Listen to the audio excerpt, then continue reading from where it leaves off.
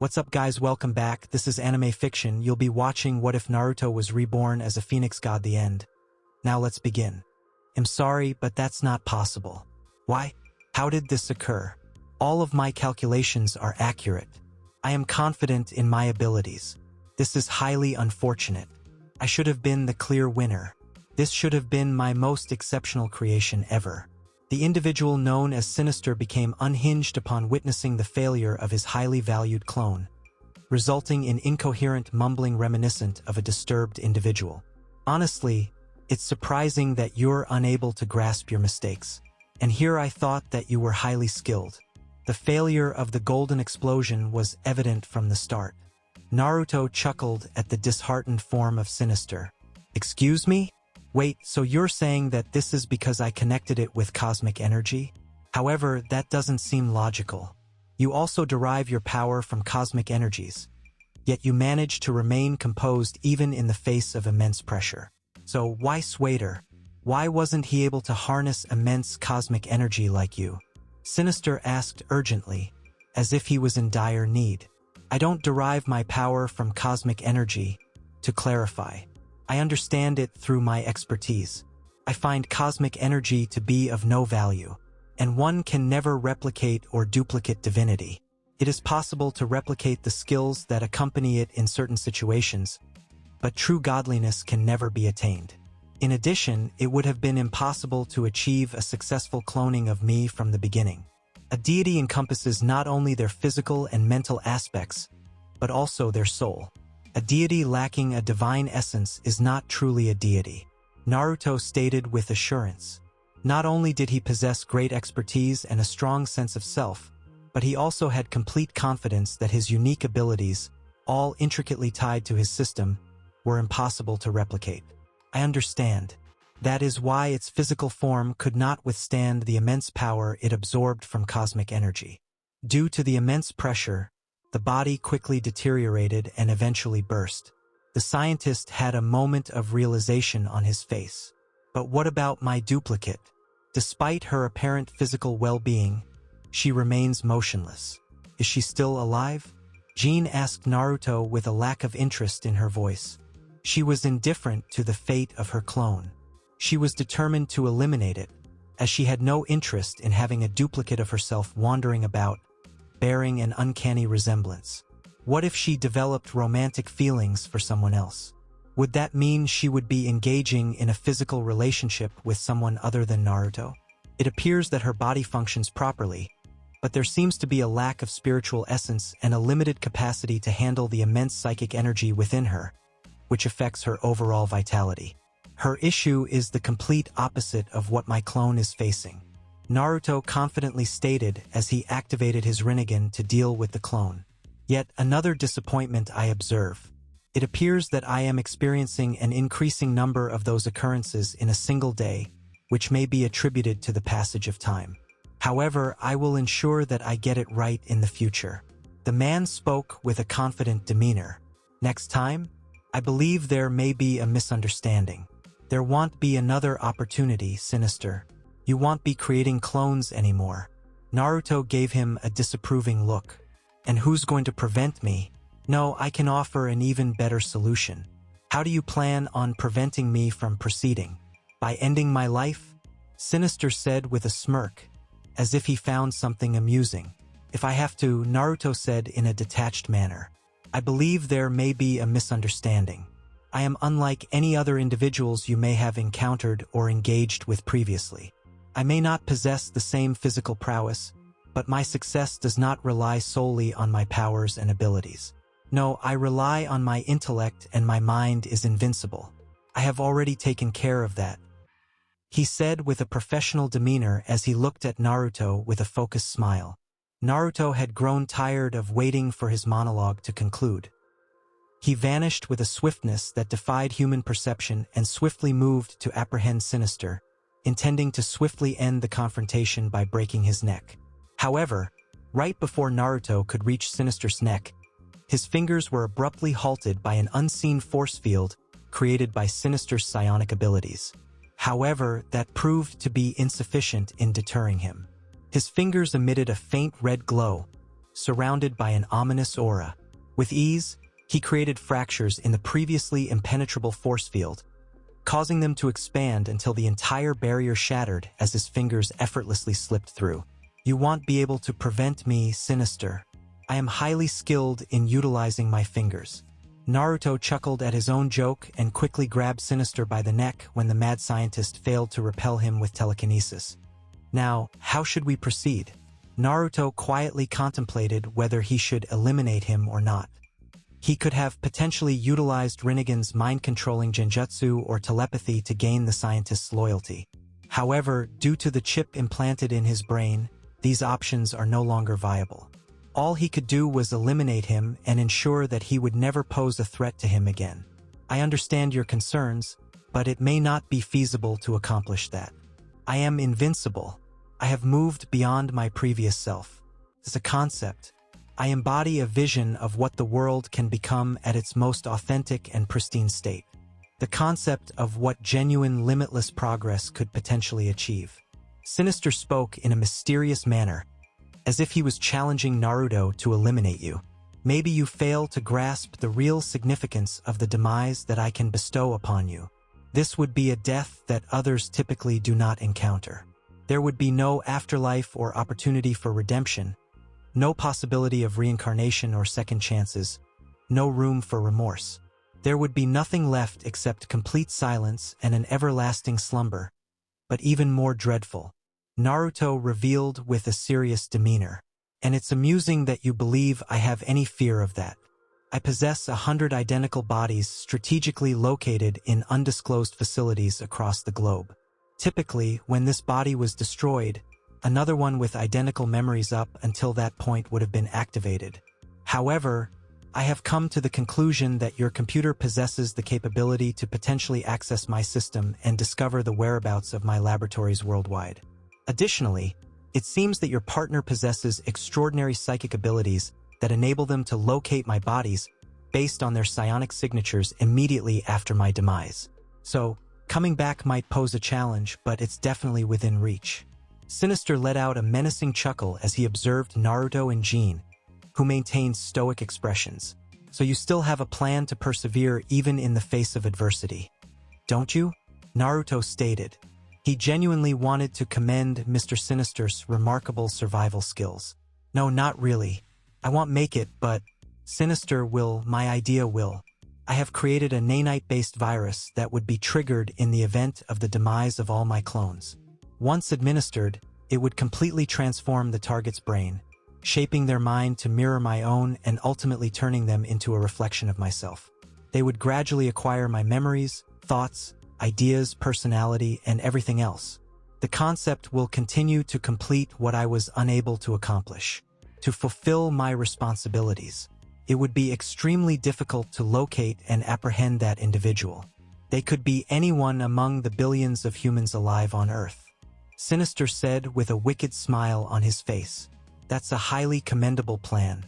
However, it does have two significant flaws. Errors of such magnitude that it is destined for failure. Naruto said with a confident smile on his face.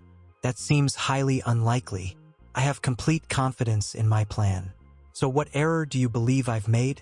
Mr. Sinister inquired with frustration evident in his voice, as he felt undervalued.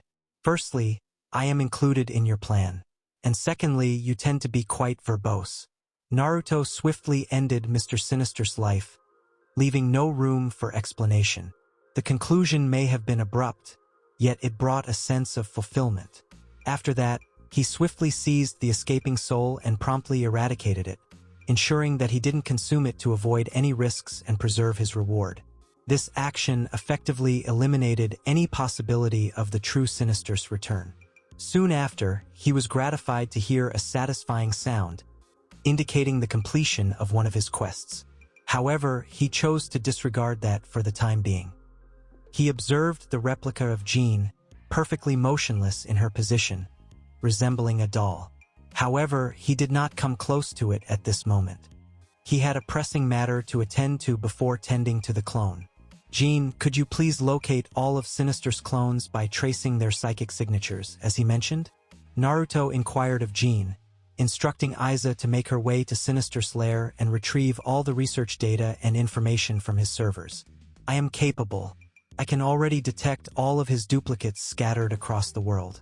I have the ability to eliminate them if I focus my efforts. Should I do it? Jin was determined to impress Naruto by excelling in every aspect. It is imperative that we capture one of them alive. Can you detect which clone is beginning to awaken following the demise of this specific Sinister? He inquired. Well, one is experiencing the gradual activation and processing of their mind. It will take approximately a few minutes before it regains consciousness. Jin responded.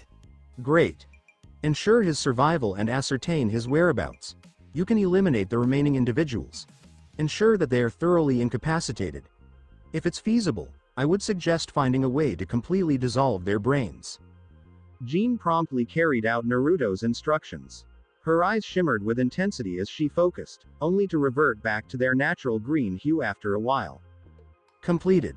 She casually mentioned, showing no remorse for eliminating numerous individuals. The Dark Phoenix had caused the deaths of numerous individuals, while she observed from within, feeling helpless to intervene. Over time, she had become somewhat indifferent to the act of taking lives. Following their conversation, Naruto obtained the coordinates from Jin regarding the whereabouts of the final Sinister clone. With this information in hand, Naruto swiftly opened a boom tube to transport himself to the designated location. This laboratory was very similar to the previous one, except for the presence of about a dozen individuals who resembled Mr. Sinister, all lying in large glass tubes. All of them were deceased, their brains oozing from their facial openings and suspended in the liquid, except for one. This one was already displaying indications of movement, suggesting that he would soon be awake. Naruto and Jin patiently waited for a brief moment until the clone's eyes fluttered open and the glass tube cleared, allowing him to emerge into the open. The clone seemed unaware of their presence, preoccupied with coughing and recovering from their sudden awakening. However, Naruto had no intention of continuing his chat with this clone and instead relied on his telepathy. And, as he predicted, it worked. Sinister may have implanted a telepathy-blocking chip in his head because he was the original, but he didn't have the time, patience, or ingenuity to do the same for all of his clones. And, as Sinister had previously stated, each of his clones received all of his memories up to the moment of his death, so this one would also have all of his memories, including all of his plans and countermeasures. As I already stated, he spoke excessively. Naruto mused, smirking at the clone-loving genius ignorance. Now, let's see all of the secrets that you are hiding within that ugly mind of yours. The new god spoke as he telepathically entered his head. Naruto felt sick when peering into the newly cloned Mr. Sinister's head since he could see all of his memories from his previous existence. Saying Sinister's thinking was sinister would be an understatement. His dirty mind was loaded with information gleaned by performing the most horrific acts in the name of science. He had engaged in everything from unlawful human experiments and bogus torture to enslavement and extortion. He was really rather proud of it. In his opinion, everything he had ever done was for the betterment of the human species and its progress. In his mind, he was not a horrible guy, but rather a scientist hungry for information. But Naruto, of course, was uninterested in all of these meaningless notions. He was only interested in Sinister's expertise and the precise identify of the person chosen by the mad scientist to be Sinister's successor. After a few minutes of serious research deep into his recollections, he discovered it. He discovered the identify of the person who was destined to be the next Mr. Sinister, or Miss Sinister in gender-correct terminology. The individual was an unknown woman named Claudine Renko. She was once a test subject for Sinister, a mutant female who had the ability to manipulate every atom in her body. Her skill was the precise reason Mr. Sinister picked her as his host and successor after his death. Interesting. So you were speaking the truth. Something similar to that virus does exist. You effectively developed my prior world's karma method, which was also used by my idiotic kid. Without even having chakra. I think I have to acknowledge that you were the finest at genetic engineering. Naruto murmured to himself, knowing that the partially brain-dead Sinister couldn't hear him. Now that he had all of the knowledge he needed, he stopped interacting with Mr. Sinister and simply unleashed his Nirvana flame, totally destroying the clone with his blue flames until only ashes remained. Mr. Sinister, who was asleep the entire time, had no chance to resist. Did you kill him? But won't this result in someone else being Sinister, someone we won't be able to find as easily this time? Jean inquired, unsure of what Naruto was thinking. Yeah, you're generally correct, except for the fact that I now know who and where that person is since I read the clone's memories. Mr. Sinister had put the latent, Sinister, virus into a certain girl called Claudine Renko and then freed her after inserting a small specific frequency signal generator in her beloved necklace. In the case that all of Sinister's clones died, the necklace would begin to generate an inaudible signal of a certain frequency, activating the latent Sinister virus in her body and eventually transforming her into a duplicate of Mr. Sinister.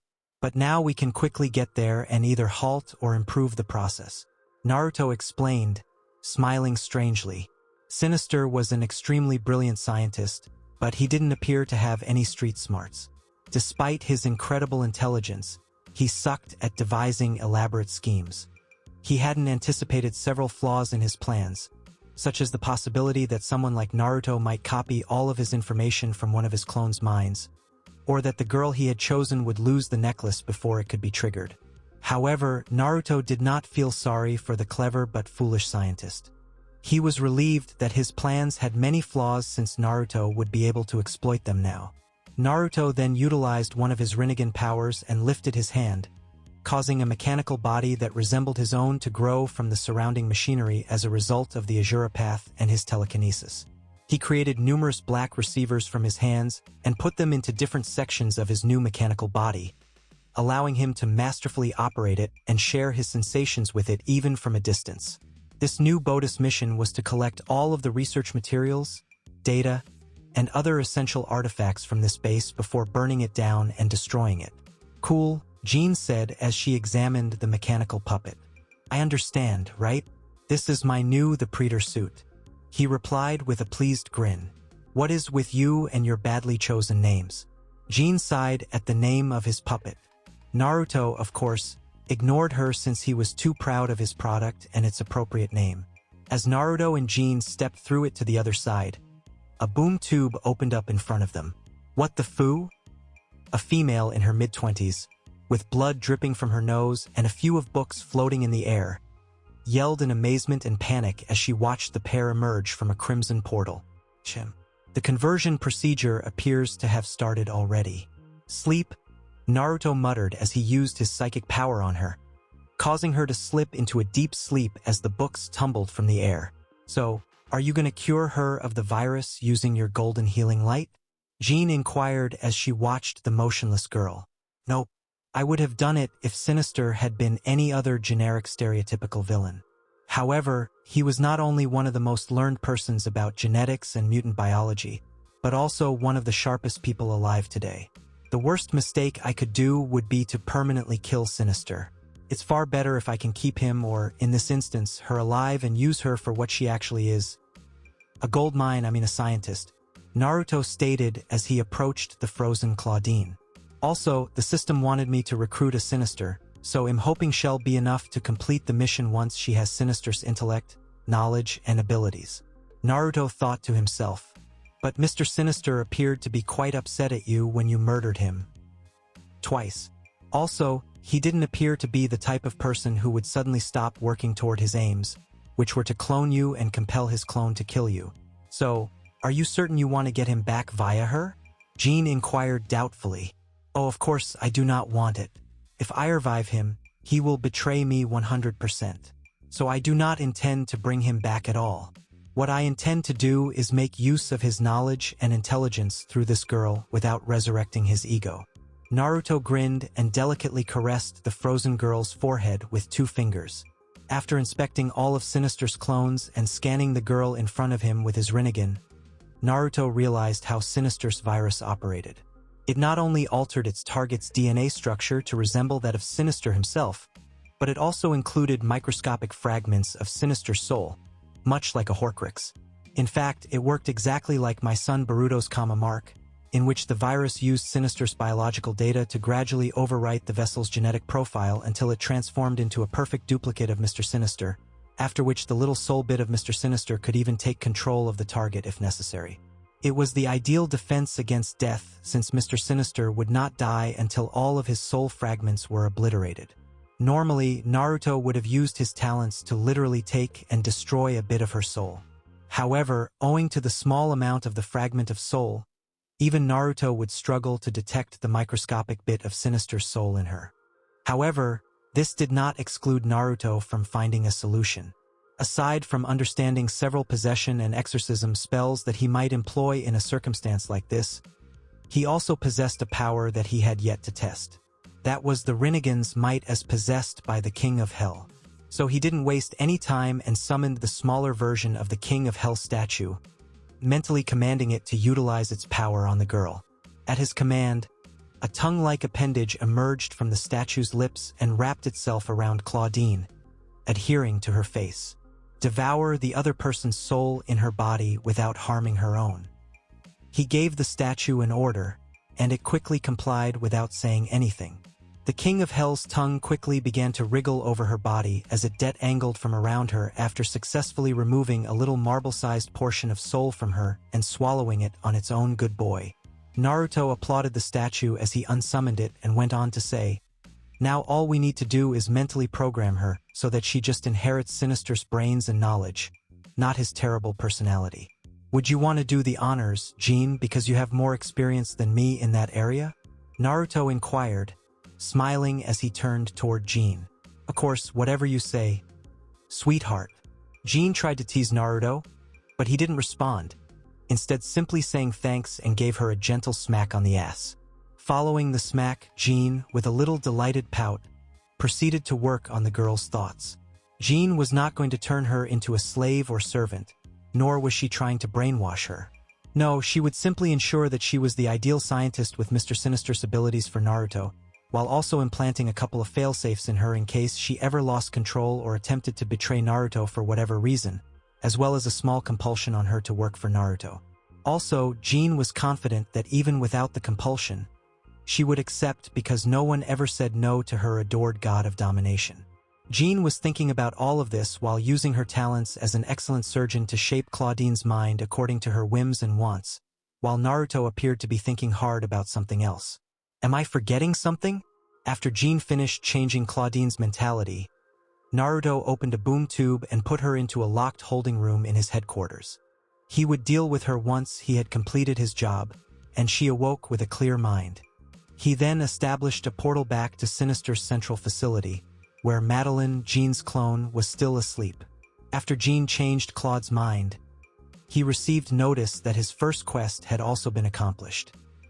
He had assumed that he would have to earn her devotion in some way, but it appears that Jean just introducing a few compulsions in her head to not betray him was sufficient for him to win the mission. Naruto sensed that his machine puppet had completed its task in Sinister's second headquarters and had finished copying all of the information from its servers. This skill is extremely powerful. Not only can I create several advanced robot puppets whenever I choose, but I can also control them all with my thoughts. He praised the Rinnegan in his head. All of the information copied from the base has already been transferred to Aiza for preservation. Naruto could have phoned back, but he didn't want to because he didn't need it right now. He could also create another mechanical puppet of the same design whenever he wished. He didn't need a puppet to play with just now, but the entire base had been destroyed. So he activated its self-destruction ability, which essentially overloads its divine energy fuel cell, causing it to explode out of control. Activate self-destruction. He whispered in a low voice, causing the mechanical puppet to shake violently and its chest region to flash red in a frightening manner before abruptly exploding into a crimson raging explosion that utterly devastated the whole area after only a few seconds of charging. That one base is gone. There are still numerous more to go. He was thrilled with the explosion, which cut off communication with his clone. "Now it's time for you to wake up, Princess," Naruto stated, applying divine healing to the limp Botus clone. The golden light corrected all of the female clone's minor genetic flaws and improved her body and intellect. But it didn't appear that her situation had improved. She still had the same blank expression in her eyes, as if she didn't have a soul to connect with her own mind and body. Naruto felt his astral manipulation talent react for the first time. He felt that he could have helped her if he had more expertise with the perk, but he had never used it before and had no idea how to utilize his power to aid Madeline. I believe I can assist her. I get a feeling she is related to me. I can sense her thoughts reaching out to me for assistance but failing each time for some reason. Jean finally spoke after a long silence. She had remained silent for a time after returning to the base and seeing her own clone sleeping in the same posture as before. Are you sure? Naruto inquired, expressing worry about Jean. He didn't disbelieve her, though, since as far as he could recall, even in the comics, Jean and the Phoenix Force were responsible for bringing Madeline to life. Yeah, I am. She spoke as she approached her clone and laid her hand on Madeline's breast. As Jean closed her eyes, her hands began to shine in a silvery haze, as did Madeline, as a halo of silver light around her. The silver light vanished inside the clone's body as Madeline began to move. Her lips twitched, and her eyelids began to open, like a sleeping princess waking up after a long nap. It appears you have succeeded, Jean. Congratulations, you now have a little sister. Naruto joked as he glanced at the clone, who looked precisely like Jean. Who are you? Who am I? The Jean clone inquired, staring at Jean and Naruto with puzzled eyes. Sigh, I suppose we have a long conversation ahead of us, don't we? Naruto muttered, sighing at the glitch's circumstance. But before he could explain what was going on with Madeline, the rest of the X-Force arrived. Naruto observed that there were a few more individuals here that he didn't recognize besides the X-Force members who had initially participated in the mission. Wait, is that Mystique? Where the hell did she come from? Naruto reflected as he observed the blue-skinned mutant girl standing in the throng with a depressed expression on her face. Adam, we discovered these detainees imprisoned in cells after defeating all of Sinister's clone army. They appeared to need assistance, so we freed them and brought them with us. Ororo spoke as she demonstrated her power among the squad members, taking her duty as the X-Force's leader very seriously. That is good. We need to save as many individuals as possible. Don't worry, ladies and gentlemen, you're all secure now. Mr. Sinister, whom you all feared, is no longer with us. He'll never be able to hurt any of you again. You're all secure with me now, Naruto stated in a sweet tone to calm the throng. So, can we go home? One of the metahumans inquired doubtfully. They knew nothing about their new benefactor and just prayed that he was better than the nasty crazy doctor who had been tormenting them up until now. Of course, you are all free individuals. I will open a doorway so that all of you can leave this place. Once outside, you can choose to join us and spend your lives quietly and proudly as metahumans in a unique country just for metahumans, or you can return to your family in hiding. Naruto stated with a brilliant smile, opening a boom tube. Even if I looked uncertain, the audience walked through it one by one since they had no other option. After all of the freed captives and X-Force members had stepped through the boom tube to Arcane Academy on the other side, Jean and Madeline followed suit. Jean was sympathetic to her own clone because of her awful condition, and she did not want to leave her alone for a single second. So she was continuously attempting to assist her by being a friend, despite the fact that she was acting more or less like a concerned sister. When Naruto was the only one left in the headquarters, he activated his cosmic senses to maximum capacity and scanned the whole base one more time. There was no one at the base anymore since even the remaining clones had been arrested by members and sentinels of his league and transported to his base. Nonetheless, he detected around 100 half-formed clones throughout the facility, as well as thousands of clone seeds. Naruto, on the other hand, did not want to leave any of them intact because he despised clones in superhero settings like this. So he decided to simply blow up the entire subterranean area until Kingdom Come. And I have the right weapon to accomplish that. He grinned as he took out the Nimrod Sentinel's nuclear core from his inventory, which he had previously placed there to prevent it from self-destructing long ago. He then flung the unstable core deeper into the base and stepped inside the boom tube, disregarding the subsequent massive boom sound, which vanished the minute it began due to the red portal shutting. Explosion is true art. Sinister's defeat and his subsequent recruitment into Aram's party was a watershed moment for the new god. It not only signified that he had effectively dealt with the most of the main mutant villains who would typically be a pain in the ass, but it also indicated that he now had a scientist with a genius-level IQ as his personal researcher. Another victory for him was the dozens of metahumans he saved from the site, as well as the scores of data and study materials he gathered. Naruto saw this as an opportunity and wanted to make the most of it. He planned to release photographs and videos of some of Sinister's most bloody experiments online in order to raise public sympathy for metahumans.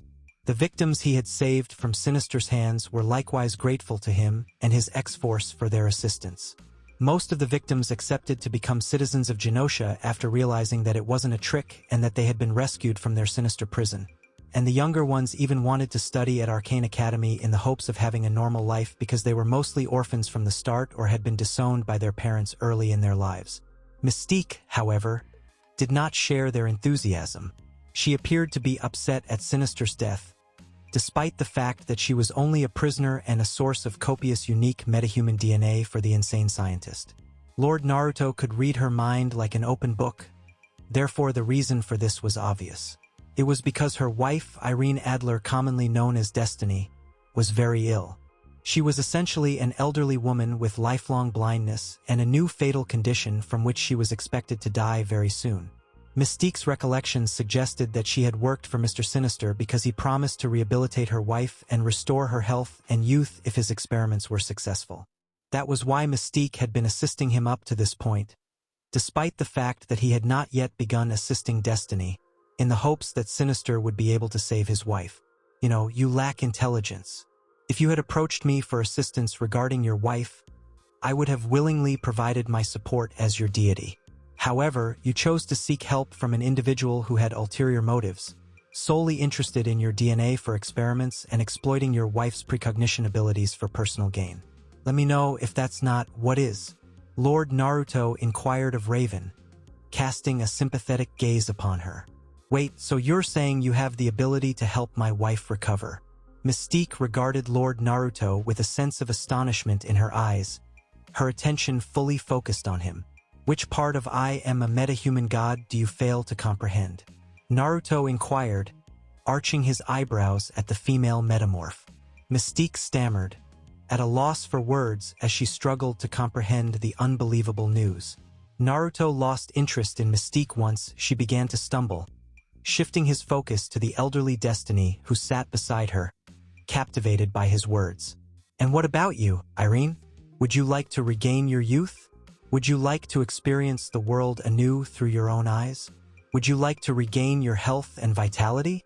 Naruto inquired of the seasoned metahuman, observing her as her demeanor shifted from curiosity to longing. I doubt any woman could resist such an offer, could they? She inquired with a melancholic grin on her face. No, they cannot. However, the matter at hand is not whether she will accept such a gift or not. What she is willing to offer in exchange is the main concern. The question is, what value can you provide for me to assist you, even though you are collaborating with our greatest adversaries, who pose a threat to me and all metahumans? I said in a measured manner, observing the regretful expressions on their faces.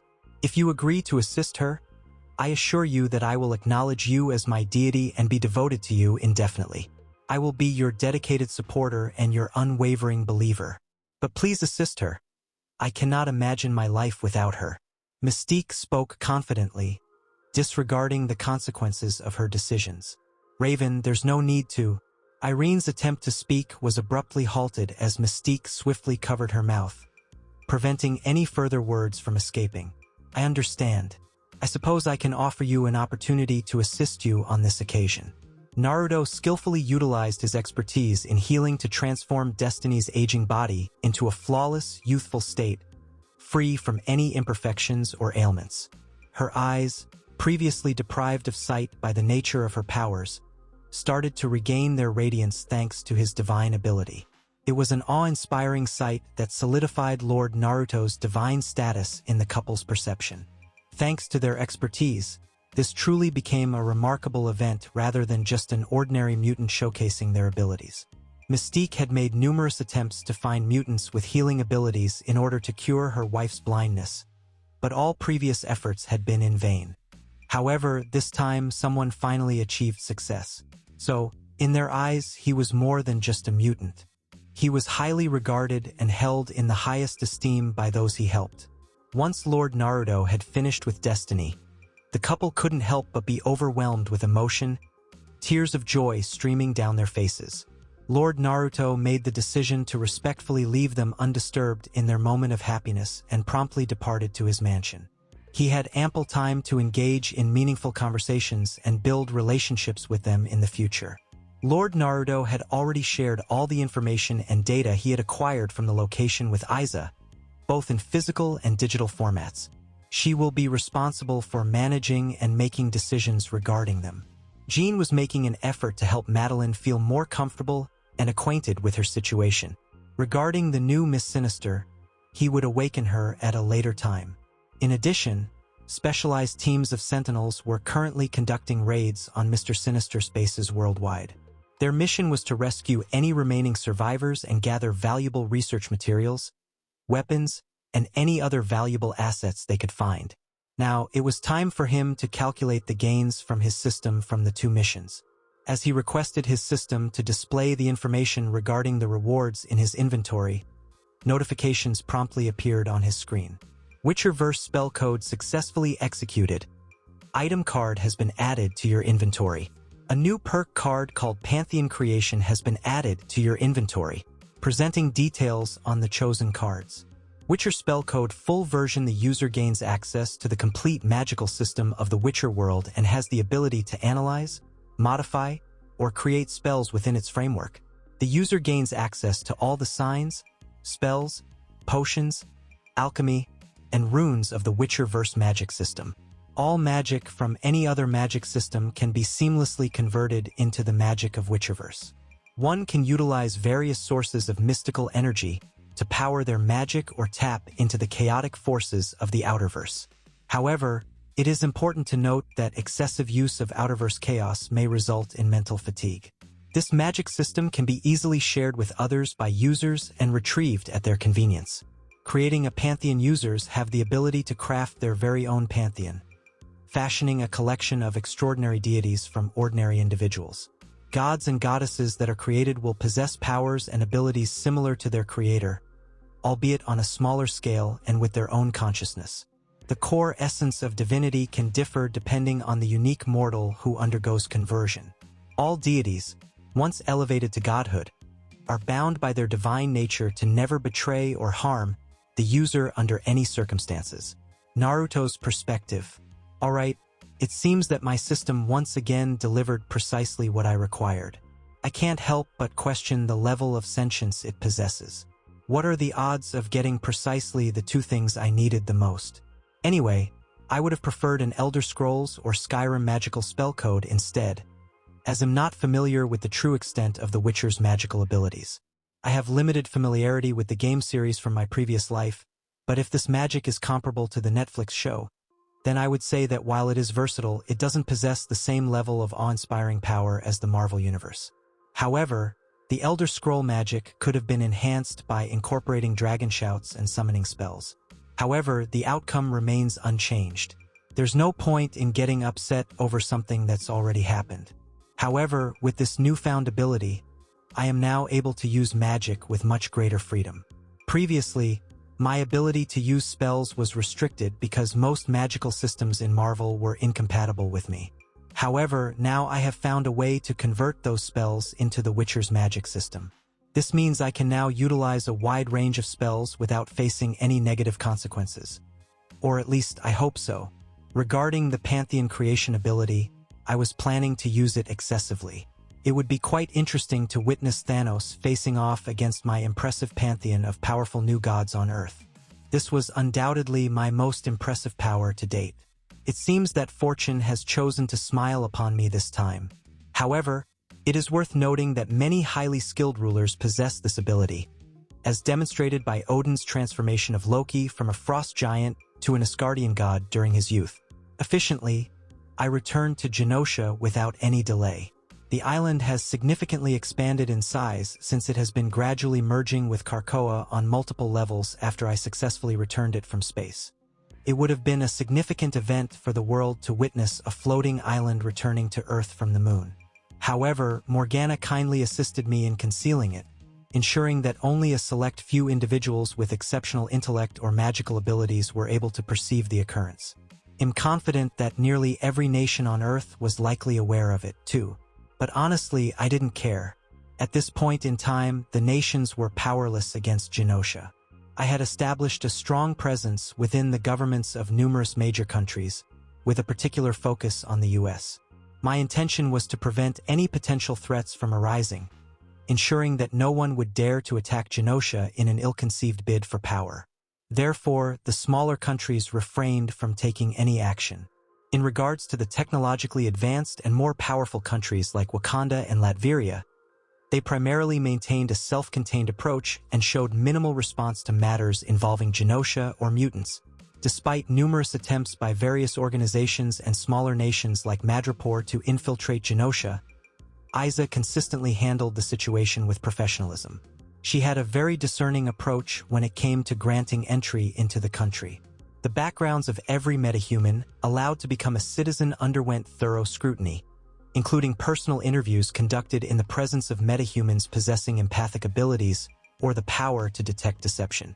The interviewers even utilized small portable lie detectors developed by Isa to ensure that no metahuman could exploit their abilities to deceive.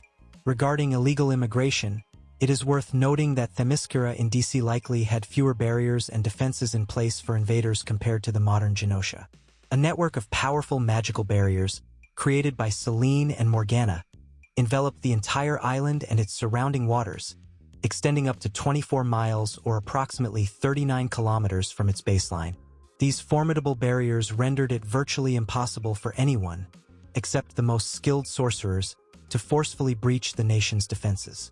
Certain organizations, such as Hydra, made covert attempts to manipulate media channels and provoke public doubt regarding the country's sudden increase in landmass observed through satellite images. However, the Genosha Council simply explained that some ocean landmasses had risen due to a previous earthquake. Obviously, no one with any sense believed that, but it was sufficient to silence them. After all, it would be highly unlikely for them to assert that an enigmatic island had abruptly materialized from outer space and seamlessly merged with Genosha, right? Hydra has been gradually growing more confident over time. Perhaps I should demonstrate the consequences of crossing paths with a deity. Eliminating a significant number of their international branches should effectively convey the intended message, don't you think? I would actually prefer to dismantle the entire organization, including the US branch that has infiltrated S.H.I.E.L.D. However, I am interested in seeing some of the canon events unfold, such as the destruction of modern-day S.H.I.E.L.D. Without these events, the future would be rather dull. Thinking about all of this, I escape through my boom tube in Genosha, specifically Morgana's room. I picture her floating in the air, her eyes closed, a dark, scary-looking book in front of her, and candles blazing all around her, bringing some much-needed visible light to the spooky black room. Wow, talk about dark woman vibes. She even offers Darkhold Scarlet, which some stiff competition in this aspect. You found the Darkhold, I see, I remark, sensing the book's pure negative energy attempting to destroy all around it. Yes, I discovered it with a scientist who was attempting to utilize it to construct some ridiculous contraption capable of producing infinite energy and matter. So I snatched it from his hands. Surprisingly, he was not heavily corrupted, maybe because he never used its magic but rather understood the wisdom contained inside it. Anyway, all I did was remove his memory of the book so he might still be able to finish his machine. Morgana remarked this as she continued to float. You understand that it will eventually corrupt you, right? I can immediately sense it doing its best. I say this because I can see wisps of evil magical tendrils attempting to enter Morgana from it but failing constantly. I understand, but with my divinity, magic, and mental protections, it will take at least a few years before the process begins. I can learn a lot in that time span, perhaps even become strong enough to defeat the Ancient One. After all, even an Infinity Stone cannot compete with the vast knowledge and power contained in this book. It is essentially all of Klon's knowledge accumulated over his lifetime before to seal, as well as the foundation of his entire existence. She muttered this when she stopped drifting and landed on the earth. Actually, you just raised a lot of flags, but that's understandable. I trust my wonderful teacher's cleverness. Anyway, I came to discuss something with you, a proposal for you to obtain greater authority and for me to undertake an experiment. I say as she uses her magic to seal the dark hold in a different space. First, you're growing quite aggressive by joking with your instructor, and second, I'm always interested in strengthening my authority. So, as many nowadays ask, what's the catch? She says, smirking at her humor. I just discovered that I can transform individuals into gods like myself, bestowing not only their own distinct divinities but also certain powers that come naturally with the race. But I don't want a chance attempting it on someone for the first time since I don't know what will happen to them or me if it fails and backfires in some way. But I wondered if someone was already a god, would they be able to know what was going on and react accordingly? If the individual believes the process is detrimental, I have the authority to halt it. So I came to you because you're the only deity I know.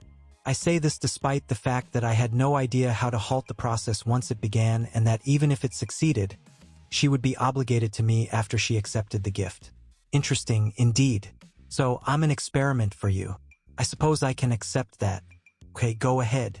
Let's see whether you can truly transform me into a better goddess. Morgana replied confidently as she strolled up to me and pulled off her robe, revealing her flexible physique befitting a first-class high-tier MILF barely dressed in exquisite dark green underwear. Wait, does she wear seductive lingerie? But why? Okay, you didn't have to remove your robe for this, but I can't lie and say I don't enjoy it. But sure, let's start. I whispered, resisting my inner wants to grip those enormous meaty tits. Instead, when I attempted to use my pantheon-building perk, fragments of wisdom floated into my head, instructing me on how to use the ability. Instinctively, I bit into my thumb hard, drawing red blood with a tiny golden hue, and carefully drew the finger closer to Morgana's luscious red lips, softly pushing it into her mouth. She, too, spread her lips slightly, providing access to my fingers, and sucked on my thumb while staring me squarely in the eyes, making the entire procedure far more sensuous than necessary. While I was wondering how much longer I could stand it and not jump on her, my talent kicked in and the god creation process began. I could feel the blood on my thumb heating up, releasing energy that swiftly flowed from Morgana's mouth to her entire body as I pulled my thumb from her lips.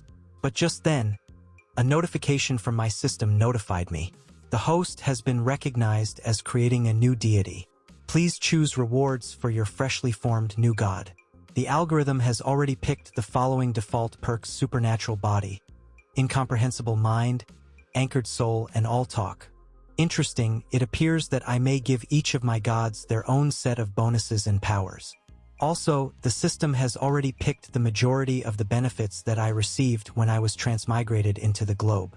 Let's see, because she's my goddess, it'll give her some beneficial powers. So, let's give her low cosmic awareness, a divine spirit body, all of my immortality kinds, divine energy manipulation, divine healing, and divine psionics on an alpha level, as well as permission to employ Witcher world magic. Yes, all of this, along with her magic, should make her both diverse and strong, even if her divinity proves to be useless for some reason. And, as the algorithm predicts, she will be entirely faithful following the conversion, making her an asset rather than a threat to me. I would have loved to give her my Rinnegan as well, and create a new god race similar to the Otsutsuki's, but I'm scared the procedure will fail if I choose too many abilities. Also, I truly like my Rinnegan, and I honestly want it to be unique to me for a while until I can fully appreciate it in my future bouts. However, I may offer it to some of my less strong Pantheon members in the future. In actual time, only a second has gone since I finished the selection procedure and mentally clicked on the continue option. Morgana let out a muffled shout as her body lit up from within, like if she were an extremist junkie. She glided gently into the air like an angel, and a green aura began to emanate from her. I recognized this green energy as divine energy, the same type I employed, but it lacked my particular dominating attribute. I prepared to try to halt the process, but I had no idea how because I had never received that knowledge, and Morgana said nothing. However, after another unsuppressed shout this time, I stepped closer to her in an attempt to halt the process somehow, but she quickly declined my aid by yelling to me, "I can do this," so I just kept my position and watched her slowly and painfully evolve into something stronger, something newer. She was gradually becoming into my first new deity right in front of my eyes. "Oh shit," I said as I began to feel a burning agony in my spirit, as weakness crept throughout my body and power deserted my limbs. The power I was losing was immediately replenished, but at a far slower rate than it was spent, like a water pipe attempting to fill an empty pond. My new perk appears to have the potential to transform anybody into a new god like me, but the necessary energy must come from me. So, I could only create a god if I had enough divine energy in me, but based on the quantity of energy required to create a single goddess, creating too many new gods at once would kill me. So that's why there wasn't anything in the skill to stop me from spamming it. I said in anguish as I bid farewell to my ambitions of having a million-strong god army. Life is full with surprises. As I recovered from my weakness and internal moping over my new talent, which was intended to be OP but was nerfed, I realized that the green glow around Morgana was gradually dissipating and she was returning to Earth. Externally, she did not appear to have changed much, except that she was at least 10 times more gorgeous due to some kind comedic logic nonsense. Internally, Morgana was scarcely the same. On the inside, she had undergone complete transformation. Her body, mind, and even soul had experienced significant modifications that had permanently transformed her into something far more than a human or even a small deity. I could feel it in my bones. She was the same as me, a new god. "How do you feel, Morgana?" I inquired, staring at her after she had finished her metamorphosis. "I feel everything. So this is how it feels to be a pure, full-fledged celestial entity. I can feel the strength in my body, the power coursing through my veins, the undeniable strength within me. The heavenly power I had previously was nothing compared to this." She uttered this while appearing to be on a power high. I suppose most people would feel that way if they suddenly gained so much power out of nowhere. She didn't obtain many of my advantages, but the ones she did get made her feel unstoppable. "So think you can beat the Ancient One with this now?" I taunted her. "The Ancient One? She won't be able to stop me even if she had all the Infinity Stones, let alone just one," she boldly stated as her hands lighted up with a green glow and the entire chamber transformed into a green and golden throne room from its gloomy, murky state.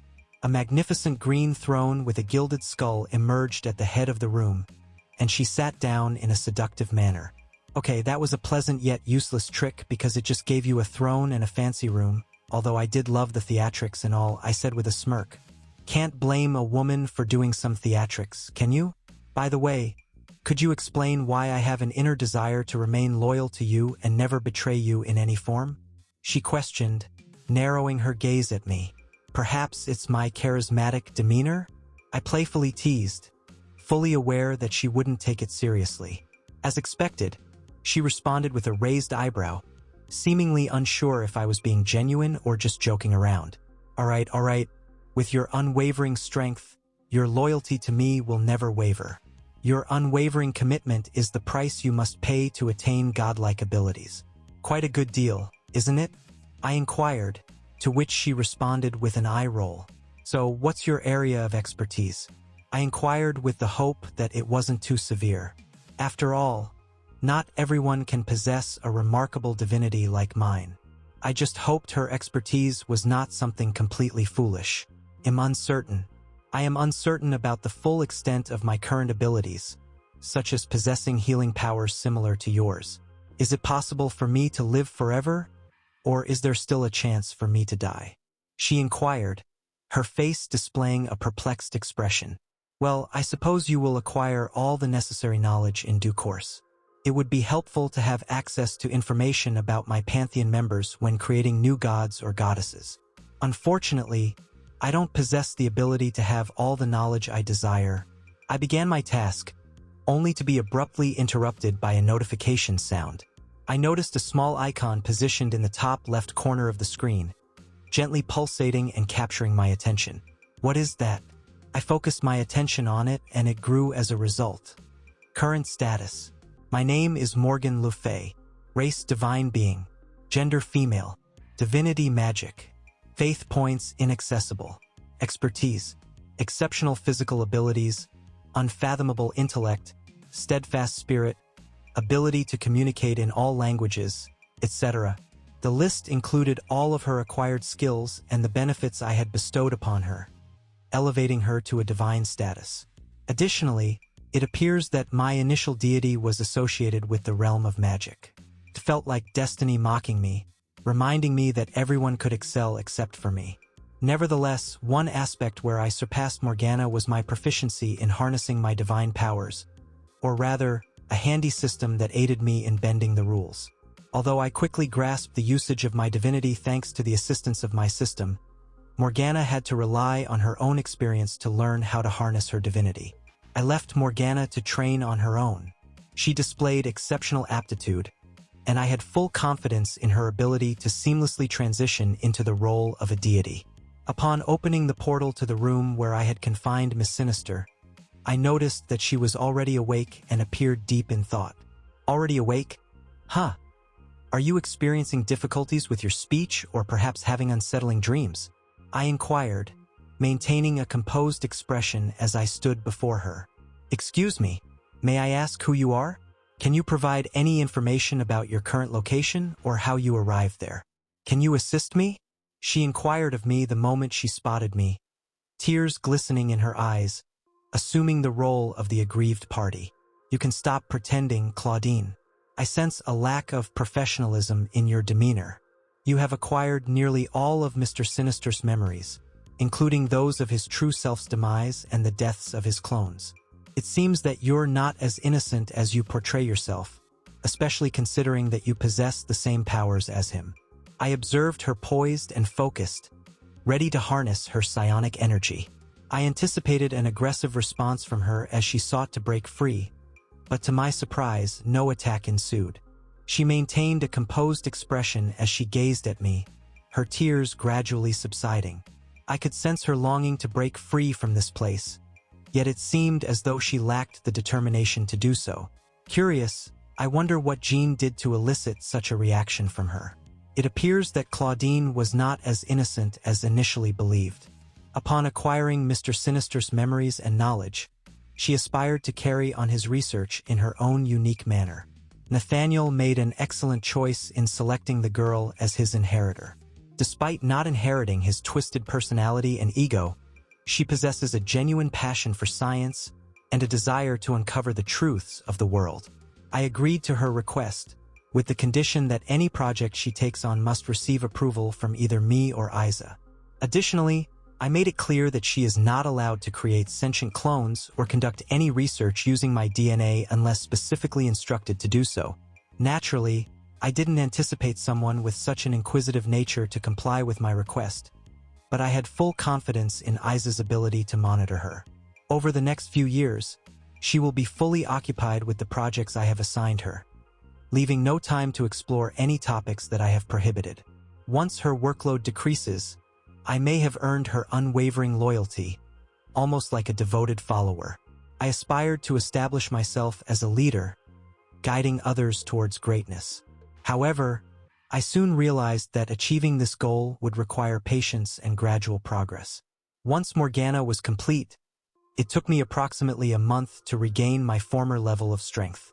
Therefore, I made the conscious decision to gradually elevate the individuals who hold significant importance in my life to a higher status, akin to deities. This process occurs at a frequency of approximately once every 2 to 3 months, allowing me ample time to restore my energy levels to their maximum capacity following each transformation.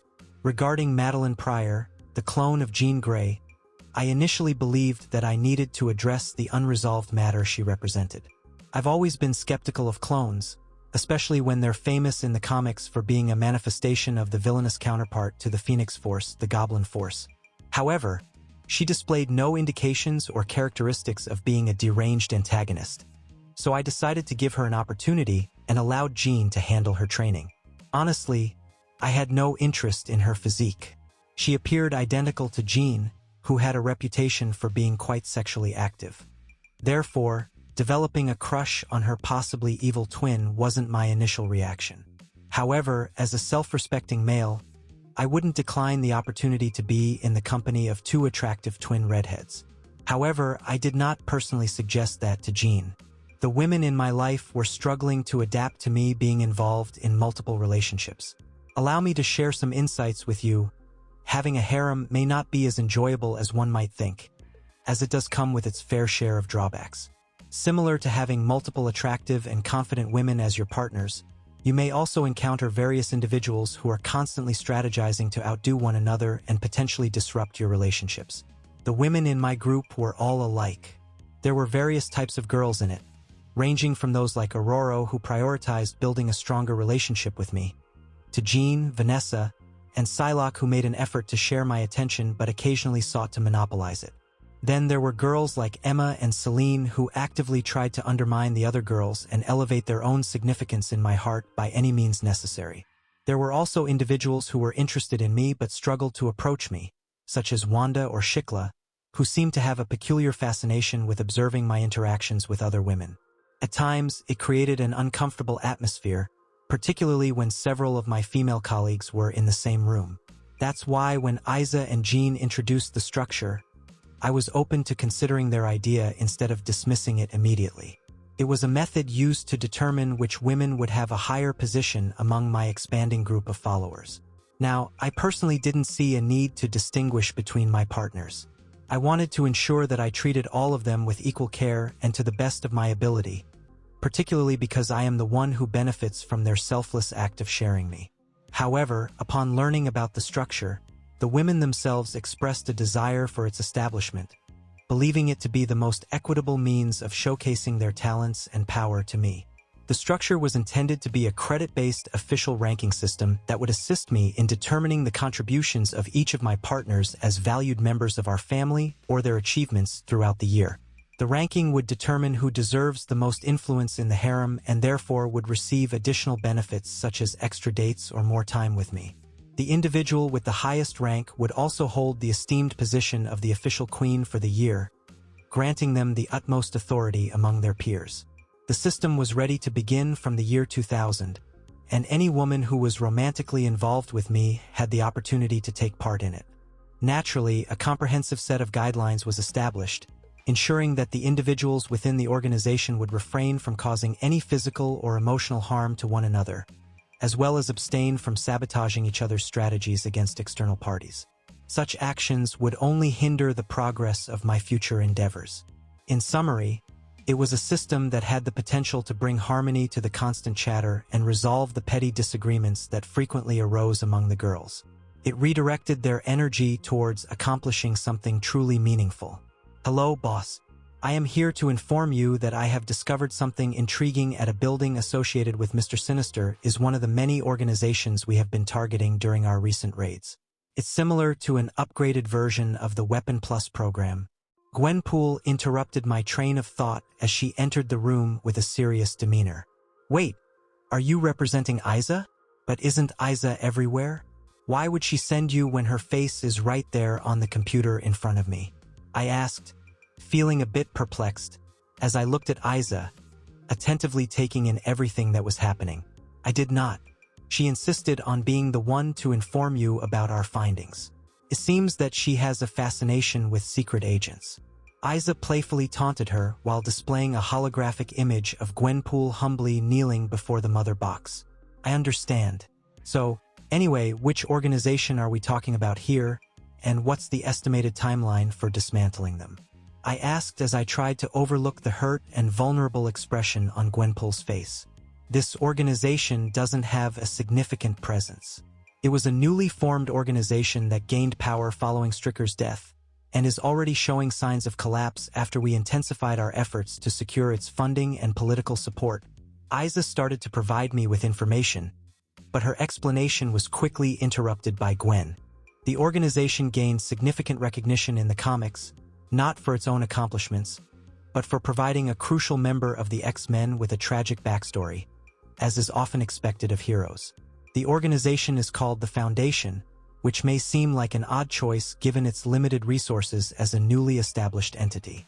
However, it is still a significant organization in its own right. Gwen couldn't resist cracking a joke. From the perspective of Nick Fury. No, I specifically asked for detailed information on Victor Von Doom, the ruler of Latveria. This file you've given me is completely irrelevant, I said, frustrated, as I tossed the file onto my desk. It contained a collection of images featuring a muscular individual adorned in an impressive suit of armor from a video game. However, you requested a report on Doom. You failed to inform me of that. Sir, I will create the report and forward it to Coulson. The individual in front of me spoke softly as they picked up the file and discreetly departed. These individuals really challenge me. How did these individuals even manage to secure a position at S.H.I.E.L.D.? Did I underestimate the difficulty level of the recruitment tests? All of this is really impacting my blood pressure. The world was evolving at an unprecedented pace, leaving me and other individuals struggling to keep up with the rapid changes. The familiar aspects of my life were gradually unraveling before my eyes. Given the extraordinary events unfolding, the individuals in positions of authority worldwide faced significant challenges. Even the most esteemed vampire clans that had long concealed themselves in society were emerging from their slumber to actively engage in various global matters. Perhaps it would have been wise for me to resign when I first encountered a Skrull. While contemplating various strategies to address pressing global concerns, including the complex matter of mutants or metahumans, I received an email from Pierce on my computer. Alexander Pierce has been a significant source of support for me, serving as both a mentor and a friend. He consistently provided support, but lately even that was starting to shift. He has been persistently urging me to authorize certain projects that I deemed unnecessary, while also impeding the funding for other projects that held greater significance, such as the Avengers Initiative. He referred to it as politics. It is an essential game to maintain my authority and assert my control over S.H.I.E.L.D. That's what he referred to it as. However, I had my doubts. Anyway, upon receiving the email and understanding its importance based on the subject, I promptly stood up and headed towards the conference room. Whatever topic they want to discuss so urgently, I can already anticipate it, causing me a significant amount of stress. Objective point of view. Director Fury, it's a pleasure to have you with us. Alexander Pierce made a light-hearted remark to Fury while the experienced spy stood before the numerous screens, where the council members were monitoring S.H.I.E.L.D.'s operations. I arrived promptly upon receiving notification. As the current director of S.H.I.E.L.D., it is my responsibility to do so. Fury replied with a stoic expression, devoid of any visible emotion. I believe it's time to begin our meeting, assuming everyone has finished exchanging pleasantries. The primary objective of our meeting today is to address the recent surge in mutant unrest, particularly in America. We have maintained a strong track record of ensuring peace among humans since the Second World War, and we have been solely responsible for this achievement. However, recent events have started to jeopardize everything we have worked so hard to uphold. A middle-aged woman with her face obscured on the screen spoke in a professional manner. Indeed, I have been pondering the same question, Director. It is surprising that a floating island emerges from space and merges with another island without any prior notification. Why is it that S.H.I.E.L.D., a supposedly top-tier secret organization, fails to effectively maintain control over any country? Based on recent events, it seems that there may be some concerns about your capabilities. A seasoned individual with a subtle Japanese accent remarked, accompanied by a faint hint of amusement in their voice. And what do you expect me to do? I am more than capable of addressing the issue you refer to as mutant unrest and alien island if you can offer me a viable solution to combat it. Members of the mutant or metahuman community have come together under a unified banner, garnering significant support. From esteemed corporations to prominent individuals, the media and a significant portion of the current government are backing their cause and acknowledging them as a distinct group of individuals entitled to the same rights as regular humans. Attempting to provoke them openly is akin to challenging fundamental principles that we are aware will not yield favorable outcomes for us. Fury relayed the information to them. What about the island? Does it have the largest population of metahumans worldwide? Perhaps we could consider strategizing to gain influence over the nation and steer the direction of the movement. Another voice inquired from one of the screens. While I appreciate your recent membership into the council, General Ross, it's important to remember that this is not the army. We need to approach the situation with a more considerate and respectful attitude. While some may choose to overlook human rights in their covert military experiments, it is important to remember that the general public will not turn a blind eye. Moreover, even if we were to attempt to liberate the island from its oppressive regime, we would inevitably face insurmountable challenges and incur significant losses in the ensuing conflict. Fury said with a serious expression, looking directly at the general, who stood out among the few individuals whose faces were not blurred on the screen. So you're suggesting that our collection of nuclear weapons is ineffective against a solitary island? The general responded with a sardonic grin. Nukes? Are you suggesting that I should consider targeting an island populated by individuals capable of generating explosions rivaling our most powerful nuclear weapons, or creating black holes that could annihilate the world in less time than it takes you to groom your beard, General? An incident that occurred on the island a few months ago caused a significant explosion, measuring 7.5 on the Richter scale and having a power equivalent to 27 kilotons of TNT. Surprisingly, there were no recorded civilian casualties or deaths, and the island did not experience any loss of landmass. The only fatalities documented were those of the renowned metahuman terrorist Magneto and several other individuals affiliated with his brotherhood. Indeed, the nation not only bounced back from this setback, but also made significant strides in enhancing its standing, swiftly ascending the global rankings of the most advanced nations. Currently, it is performing at a higher level than even Latveria. And you expect me to destroy it, assuming its citizens will passively accept it? Fury inquired with a serious expression, as if he truly wanted to know General Ross' opinion. If the country is indeed impenetrable, and our current methods of espionage and cyber attacks prove ineffective, perhaps we should consider targeting the core foundation of their operations. What if we were to eliminate its supposed patron deity? A man with a slight Spanish accent spoke up confidently, his expression suggesting that he had come up with a brilliant plan. Typically, that would have been the most sensible approach. The man's face initially lit up with pride, but it quickly faded as Fury continued speaking. Regrettably, our knowledge regarding the true strength of this deity remains limited. Lord Naruto, as he prefers to be called, possesses unparalleled strength that surpasses any metahuman we have encountered. His powers and physical abilities are exceptional. Recently, he successfully neutralized an extremely dangerous threat that posed a significant risk to the city of New York and potentially the entire world, emerging unscathed. The only individual who could potentially rival his power is Blue Marvel, although it is widely known that he has retired, and his current whereabouts remain a mystery. So if he ever decides to conquer the world, the Avengers Initiative is our only hope of stopping him. Fury expressed a strong determination to advance the project and secure the necessary approval. The Avengers Initiative is a dream come true for young fans. Alexander interjected. No, not really. Not when we are in such close proximity. Not when it's our sole opportunity to overcome formidable adversaries like Lord Naruto. Fury couldn't help but express his frustration at the lack of intelligence displayed by the Council. So you're saying that your band has what it takes to handle challenges like Lord Naruto? Alexander inquired, his eyebrow arched in a questioning manner. If it does indeed come to that, then yes. They certainly will. Nick responded with assurance. All right, then we will be conducting a formal vote next month to determine its approval. However, we cannot rely solely on that. We need to prioritize our research on Tesseract weaponry and expedite the completion of Project Sky Castle. We also require highly skilled and dedicated soldiers. It is imperative that the Super Soldier Project be reinstated. Alexander Pierce said with a confident smile on his face. That seems reasonable. I can understand and accept that. Nick agreed, satisfied with achieving his desired outcome. Do you have a specific individual in mind for the Avengers Initiative? The elderly gentleman with the Japanese accent inquired once more. Not yet, but I am confident that I will certainly find someone, Nick replied, evading a direct response. Is there a possibility that Lord Naruto is being considered for the Avengers Initiative?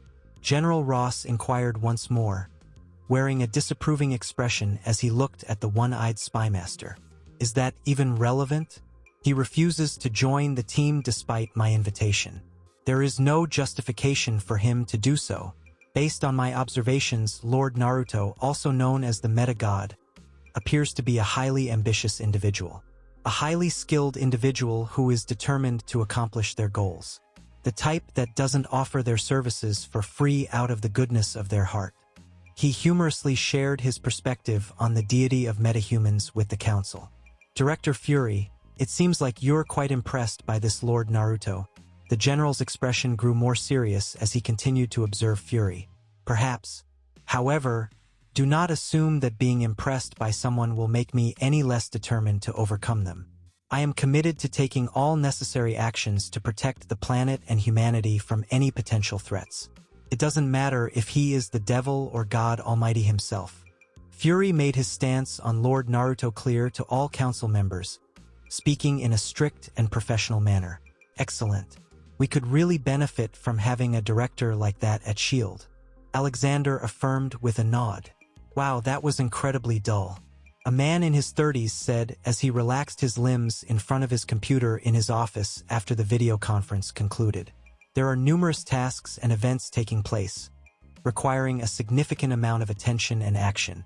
You certainly put in a lot of effort, don't you, Mr. Douglas Rockwell? He addressed an unconscious individual sprawled on the floor, hands bound behind their back, bearing an uncanny resemblance to himself. Well, they are compensated generously to perform precisely that, Vanessa. Fortunately, not all of our taxpayers' money is squandered on larger bombs. It would have been wise for them to prioritize security, especially considering their self-proclaimed status as the Security Council.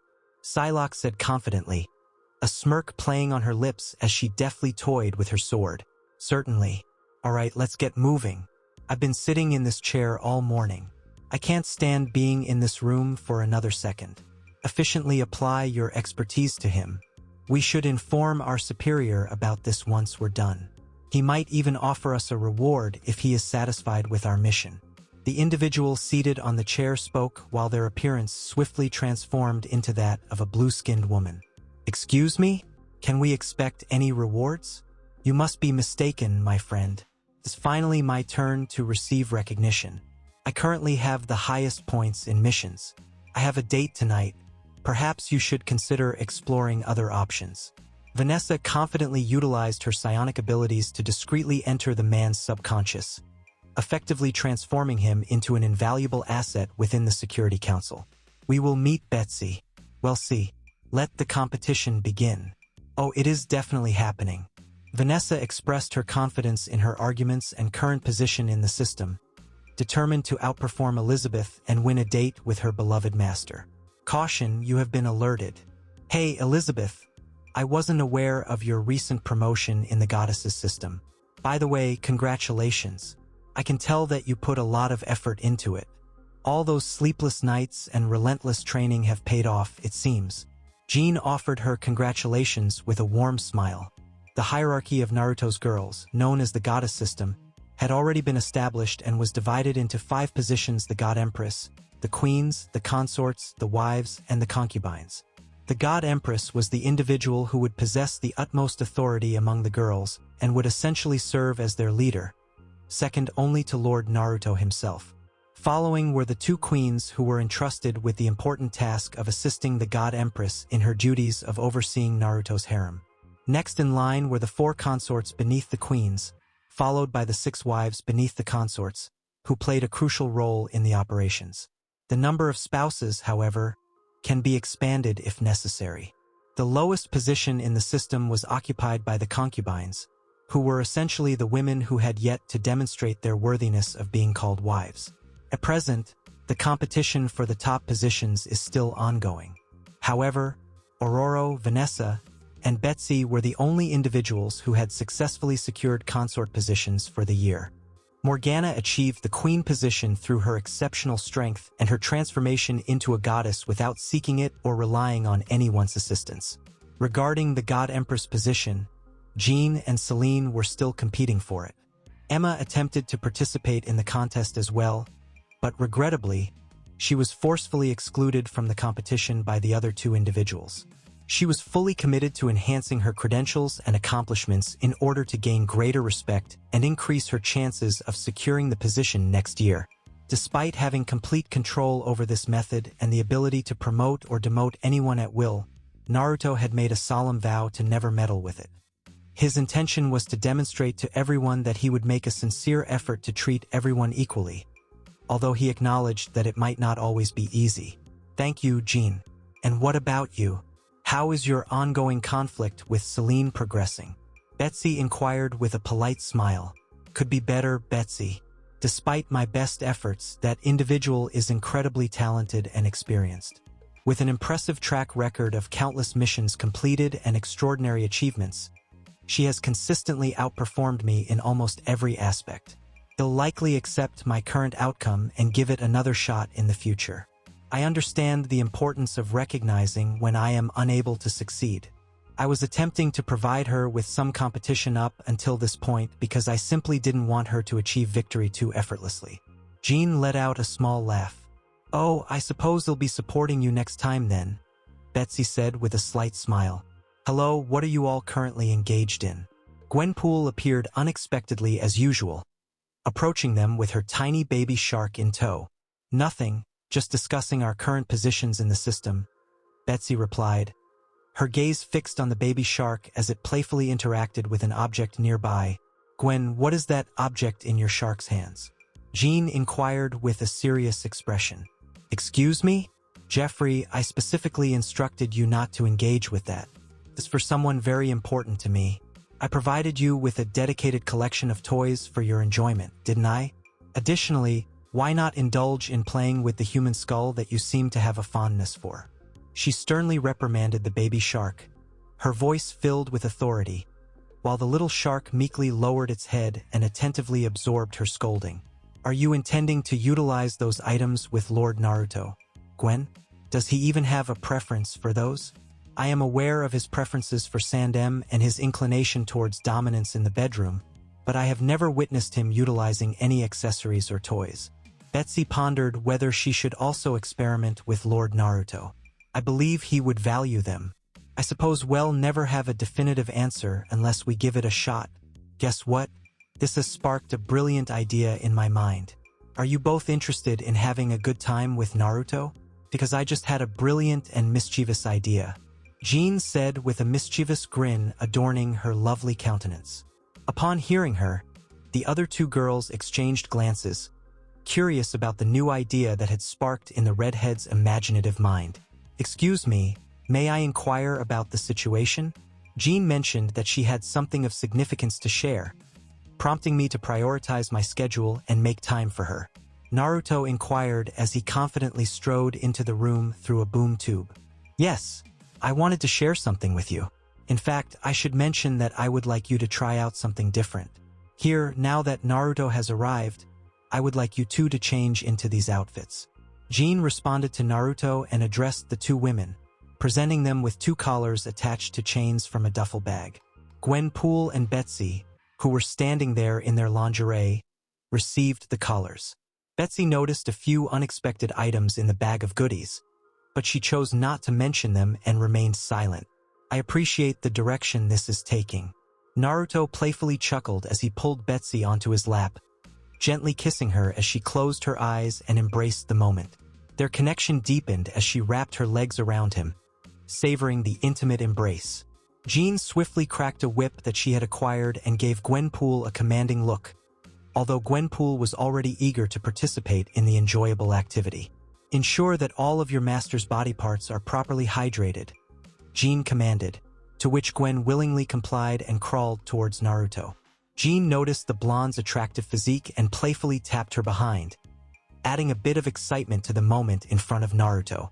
Gwen skillfully removed Lord Naruto's impressive member from his armor, aided by his assistants. She proceeded to meticulously cleanse his phallus with her saliva. Psylocke was also kneeling on the bed before Naruto, patiently awaiting his attention.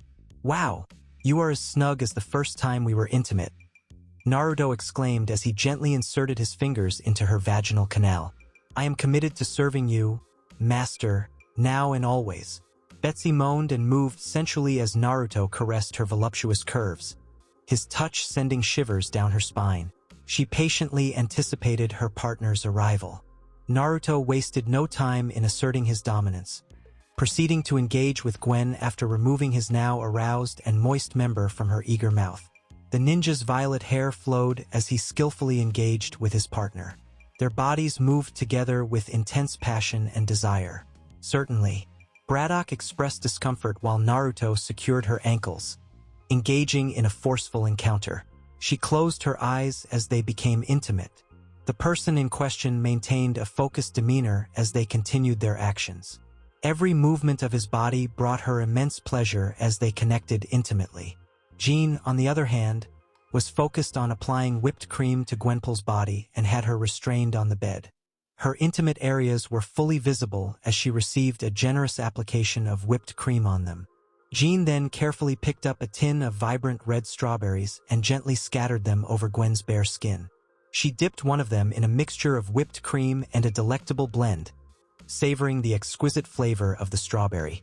Absolutely scrumptious. Jean indulged in the pleasure of eating a succulent strawberry. She closed her eyes and tilted her head back, her top revealing a hint of her figure. You should consider trying a more advanced option.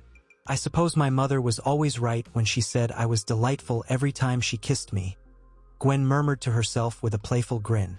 Naruto continued his enthusiastic pursuit of Betsy, eagerly accepting a strawberry from Jean's hand.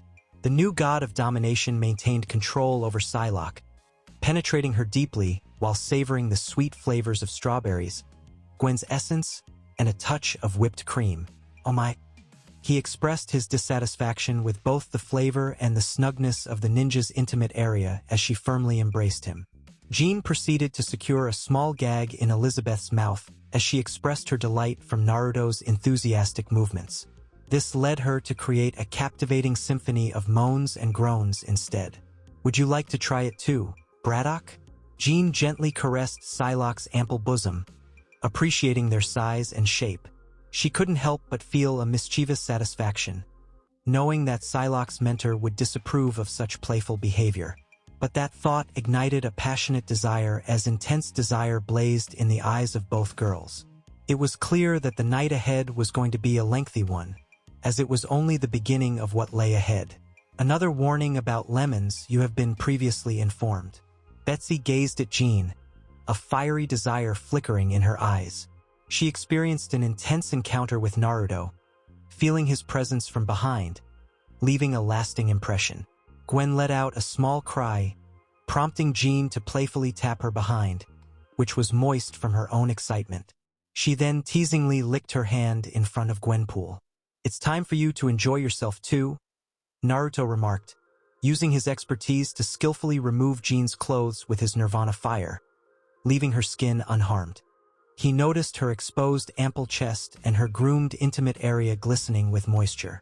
However, he wasn't satisfied with just this. Given the girl's provocation, he will unleash the inner beast. With a simple gesture, the ropes moved under the control of his power, gently encircling Jean's body and creating a subtle sensation that brought her pleasure rather than discomfort. "Naruto, I am soaked. I require your assistance. Please treat me with respect." Jean took a deep breath as Lord Naruto passionately explored every inch of her body, igniting a burning desire within her for a moment of intense release. The tension increased as Naruto playfully traced his fingers along the inner part of her thighs, heightening her anticipation. Lord Naruto sensually licked his fingers before gently inserting them, moving them in a slow and deliberate rhythm, savoring the intimate connection as he felt her embrace. As their intimate connection deepened, Naruto explored her with passion and intensity. He took a strawberry and delicately placed it near Gwen and Jean, playfully encouraging them to take a bite. Betsy consumed it eagerly as Lord Naruto thrust into her while fondling her supple breasts eagerly. She felt a sudden constriction in her walls as he approached. Naruto almost lifted her off the desk. He firmly grasped her thighs and thrust forcefully. Psylocke's breathing became heavy as Lord Naruto forcefully entered her wet sacred chamber. The divine instrument penetrated her deepest essence, and her intimate embrace held him securely. She experienced immense satisfaction as he brought her to another climax. "Oh no, please be more respectful in your language." Jean found herself unable to maintain her composure and started pleading, only to be restrained by Lord Naruto using a ball gag to silence her. The sounds she made were muted as Lord Naruto playfully explored her most delicate areas. During this moment, Gwenpool started to express her desires while lying on the bed, and Lord Naruto chose to show her affection. Gwen was unexpectedly thrown against the wall, her body firmly secured in a cross-legged position. Lord Naruto approached her with determination, his powerful presence almost reaching the brink of her anticipation. She closed her eyes as she experienced intense pleasure. The blonde pleaded with him, her voice filled with desperation. She was clearly infatuated with him in multiple aspects. Lord Naruto explored her body with his hands, eliciting pleasurable sounds from her. He then thrust forcefully as Gwen tightened around him. She experienced intense satisfaction as he filled her completely with his powerful presence. Oh my goodness, oh my goodness. This is a much more enjoyable alternative to using traditional vibrators. Gwenpool pondered and gently pressed her lips against Lord Naruto's. She passionately bit down on his lip, her eyes filled with intensity. Her firm, secure walls enveloped him as he sought to explore her depths. Her contracting walls continued to stimulate him. The wild blonde's grip tightened around him as she experienced the firm grasp of his hands on her soft thighs. Naruto grinned as he continued to penetrate her from behind. Her body eagerly embraced his passionate movements as they indulged in a passionate encounter. He noticed a mischievous glint in Gwen's eyes as they both looked into the mirror in the room. He withdrew from her tightly gripping area, only to lightly graze his pulsating member against her moist surface before thrusting back inside. But Gwen was not the only one eager for excitement here. Naruto took on the important task of ensuring the satisfaction of every woman in the room. He proceeded to engage with each of the three girls individually, providing them with an overwhelming level of pleasure that surpassed their mental capacity to comprehend. Jean was firmly secured to the desk, the ropes applying pressure to her body. She experienced immense satisfaction and emitted stifled sounds of pleasure. He completely satisfied her as they connected intimately, experiencing a strong physical bond. His skilled touch caressing her supple curves brought her an intensified sense of delight. He experienced the release of her fluid and eagerly attended to her sensitive nipple, gently manipulating them with his mouth. Her walls clung to him eagerly as Naruto increased the pace of his movements. He collided with her with great force and speed. Wow, it's really warm in here. You are an attractive redhead that I find very desirable. Naruto exerted effort as he penetrated deeply. His hands skillfully caress every part of her body, overwhelming her with intense pleasure. Betsy Braddock was on the verge of losing control. She endured a difficult situation but remained resilient. She was determined to experience the ultimate pleasure with Lord Naruto. Her walls tightly embraced him as he passionately entered her, completely satisfying her desires as she eagerly accepted his every offering. The intense connection between them deepened as Naruto passionately embraced her from behind. Her walls enveloped him in a passionate embrace, intensifying his pleasure as Naruto's eyes sparkled with amusement and satisfaction. Gwenpool, on the other hand, let out a distressed sound as she was forcefully pressed against the wall, completely at the mercy of Naruto's intense actions. His powerful movements reverberated against the surface as he firmly gripped her buttocks. She was experiencing a powerful presence and thoroughly enjoying every moment of it. The woman gasped for breath as Naruto touched her, his actions eliciting a mix of sensations. She instinctively tightened her grip and pushed off against him while he pleasured her with a rhythmic motion. Jean then moved closer to the couple and started helping Gwen as she energetically moved her hips around the new god while Naruto joined in. I will be contacting you soon. I hope you appreciate my willingness to explore new experiences. Lord Naruto expressed his frustration by forcefully pulling Gwen's hair and delivering rough slaps to Jean's and Betsy's backsides, resulting in a reddened appearance. Naruto thrust into her body with precision and intensity, going as fast and as deep as possible. He entered her deeply as he felt his climax approaching. There was a powerful explosion that greatly impacted everyone present. He administered his fluid to each of the girls, ensuring they all received their fair portion. He continued to pleasure three individuals as they explored their arrangement from various angles and positions throughout the night. By the end of the night, Jean Grey, Betsy Braddock, and Gwendolyn Poole were all exhausted on the ground, surrounded by a mixture of substances, as Naruto admired the creation he had crafted. I really enjoy it. This is a masterpiece. I suppose one of the reasons why I still have a preference for the preservation of the universe and the planet is due to the various challenges and difficulties that exist in this complex world. He pondered as he observed the girls meticulously cleansing each other, searching for any trace of his exquisite essence on their skin.